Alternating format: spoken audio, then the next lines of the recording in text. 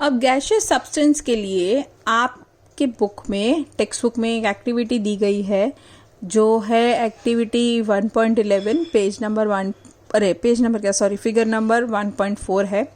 उसमें ये बोला है कि आप एक इंजेक्शन ले लो।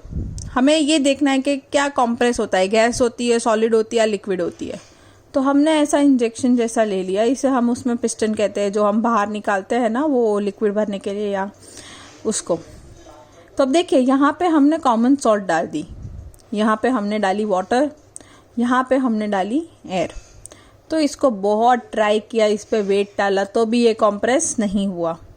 इसमें प्रेशर किया तो थोड़ा सा हुआ और फिर नहीं हुआ, और इसमें किया तो ये देखिए एयर कंप्रेस हो गई।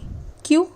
क्योंकि इसके पार्टिकल जो होते हैं ना वो बहुत ही अलग अलग होते हैं, तो इनमें स्पेस बहुत होती है, तो वो स्पेस कम हो गई। हमने पार्टिकल्स को इकट्ठा कर लिया। यहाँ पे स्पेस कम होती है और यहाँ पे तो बिल्कुल नहीं होती है, तो ये कंप्रेस नहीं हो पाए। तो इसका कंक्लूजन क्या निकला कि भाई solid does not get compress, liquid does not get compress और gas can be compressed easily. और इसी की वजह से हमारे घर जो सिलेंडर आते हैं जिन्हें हम कहते हैं एलपीजी मतलब लिक्विफाइड पेट्रोलियम गैस, और दूसरी होती है सीएनजी जिसे हम बोलते हैं कंप्रेस नेचुरल गैस। ये दोनों आपको लर्न करनी है। ये रही एलपीजी, ये रही सीएनजी। तो इसीलिए वो बहुत ही लंबा हमारी गाड़ी को चलाती है। मतलब जैसे एक सिलेंडर है तो कम से कम 1 से सवा महीना चलता है, और गाड़ी में अगर एक बार आपने भराया, ये सिलेंडर फुल करवाया, तो मान लो कि आई वुड से गाड़ी मिनिमम 2 to 3 days तक नॉन स्टॉप घूम सकती है।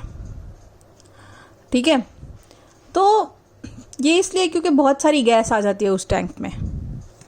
ठीक है, so I hope now you are clear with the concept of solid, liquid and gas.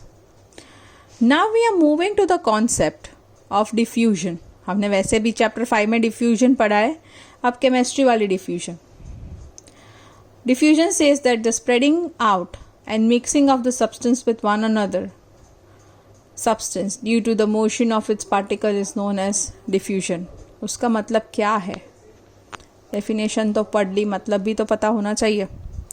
उसका मतलब ये है कि आप इस डायग्राम में देख सकते हो, पेज नंबर 15 पे figure number 29, left hand side की फिगर है, ऑरेंज कलर की दिख रही है, आधी ऑरेंज है आधी ट्रांसपेरेंट है, right.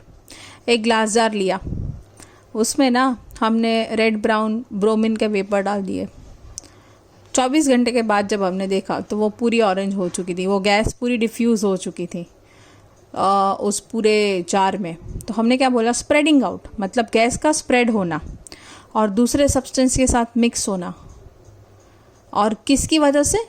Due to the motion of the particles move करते हैं, इसी की वजह से गैस ऊपर गई, दूसरे पार्टिकल्स के साथ मिक्स हुई, दूसरे गैस के साथ मिक्स हुई, उसे हम कहते हैं डिफ्यूजन। और पार्टिकल्स होते हैं जनरली तो गैस के होते हैं तो वो बहुत ही जल्दी मूव करते हैं, सॉलिड के होते हैं वो धीरे धीरे मूव करते हैं। और जैसे जैसे आप टेम्परेचर बढ़ाते जाओगे ये पार्टिकल का साइज़ इंक्रीज़ होता जाएगा और दूसरा उसका स्पीड भी इंक्रीज़ होता जाएगा। कई बार पार्टिकल साइज़ इंक्रीज़ होता है, कई बार नहीं होता है, तो वो डिपेंड करता है। अगर आप कोई क्रूशियल केमिकल के साथ डील कर रहे हो तो होता है, वरना नहीं होता है मोस्ट ऑफ द केसेस में। लेकिन हाँ, उसका मूविंग स्पीड बहुत ही जल्दी होता है। अब आपको मैं इसका बहुत अच्छा एग्जांपल देती हूँ। अभी तो आप चीज़ बटर बहुत खाते होंगे, तो अब हम क्या करेंगे? हम एक काम करते हैं, बटर होता है तो उसको लेते हैं, उसको एक छोटा सा स्पून बटर आप रखो एक कप में, उसको बाहर रखो और देखो कि कितने टाइम में वो मेल्ट होता है। और दूसरा जो बटर है उतना ही लो और एक पैन में रखो और मम्मी को बोलो कि मम्मी गैस चालू करके बताओ हमें ये बटर सॉलिड से लिक्विड में कितने टाइम में जाता है। तो सॉलिड से लिक्विड में जाता है तो उसको 30 से 40 सेकंड भी नहीं लगेंगे। क्यों? क्योंकि नीचे गैस चालू है, आपने टेम्परेचर बढ़ा दिया है। और दूसरी वाली बटर कहाँ पे है? दूसरी वाली बटर रूम टेम्परेचर पे है, मतलब उसको मिनिमम 15 से 20 मिनट तो मेल्ट होने में लगेगा ही लगेगा।